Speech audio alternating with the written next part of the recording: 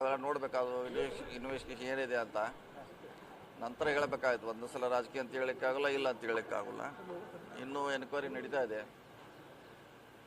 So ಅವರು ದಾಖಲೆ ನೋಡಿದ ಮ್ಯಾಗೆ ಗೊತ್ತಾಗೋದು ಏನಂತ. ಈಗ ತಕ್ಷಣ ಹಿಂಗೆ ಅಂತ ಹೇಳಲಿಕ್ಕೆ ಕಷ್ಟ. ಮುಜುಗರ ಅವ್ರು ಮಾಡಿದರೆ ಖಂಡಿತವಾಗಿ ಮುಜುಗರ, ಆದರೆ ಅದನ್ನು ತನಿಖಾ ಹಂತದಲ್ಲಿದೆ. ಒಂದು ವೇಳೆ ಹಂಗೇನೋ ಅವರು ಮಂತ್ರಿಗಳು ಮತ್ತೆ ಯಾರು ಇನ್ವಾಲ್ವ್ ಇದ್ದರೆ ಶಾಸಕರು, ಖಂಡಿತವಾಗಿ ಅದು ಒಂದು ಕಳಂಕ.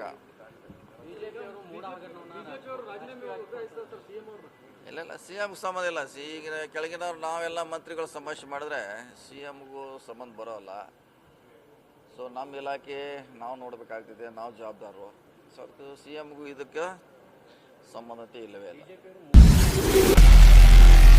ನಾರ್ತ್ ಫಸ್ಟ್ ಉತ್ತರ ಕರ್ನಾಟಕದ ಆವಾಜ್.